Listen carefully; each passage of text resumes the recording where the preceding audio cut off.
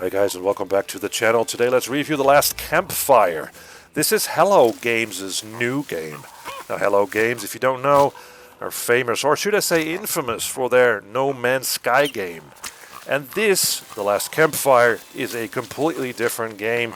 The Last Campfire tells the story of Ember, who goes on this quest to revive or bring life back to a bunch of these stoned fellow creatures called Forlorn. They are lost souls in this fairy tale-like world, and each stone creature has their own background story, and they're pretty helpless in this world. They have lost hope, they have self-doubt, they are depressed, stuff like that, but in a way that it's still lighthearted and never heavy-handed, although it is a bit preachy, this game, because you go around sort of reviving these stone figures, and it's you that brings the light, okay? And it seems like all these creatures, the other creatures in this world, are just kind of hopeless.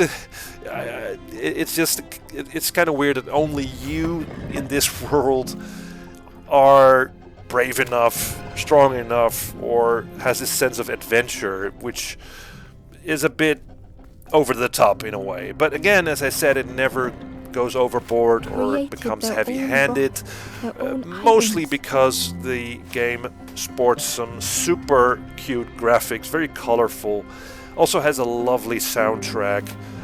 Also, it is very well voiced. The narration of the stuff that is going on is done by this woman with a, what I think, a Scandinavian accent, and it really fits well the sort of Nordic vibe that the game radiates in a way.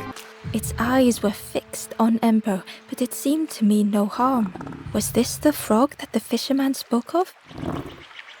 Ember could hardly ignore the rumbling from the frog's belly. Now the little creature controls very well through the 3D environment. It's sort of a bird's eye view, isometric view of the world. Although I did get stuck a few times in the geometry, but most of the problems have been ironed out by now. Exploring these environments is a blast. There's just such a variety of strange situations you run into, or weird contraptions that you need to figure out, and it's just very clever. Now each stoned creature you'll meet also represents a puzzle that you need to solve, and they range from solving a maze to moving statues around, finding a path, moving blocks with a flute, which is very reminiscent of Zelda. The thing is that the puzzles are always clever in this game, never overcomplicated, and just a whole lot of fun to solve. And that comes from a guy that usually doesn't like puzzle games.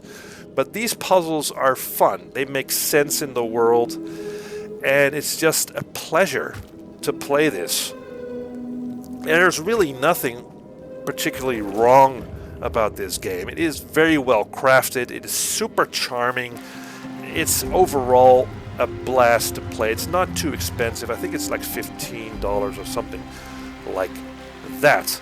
So yeah, I really enjoyed this. This is how fun puzzle games should be, and in a time where there's such a lot of crap going on in the world, you just want to escape that and just jump into this mystery world and solve puzzles and feel clever when you do solve them.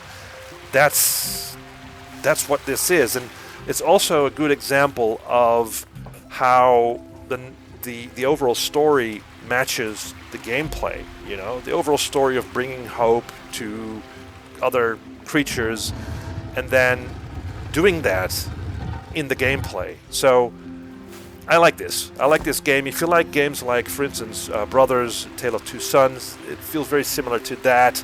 If you like those type of games, then you're gonna love The Last Campfire. Anyway, that's it for me. Let me know what you think. leave comments, subscribe, and see you next time. Safe. Ember reached out a hand.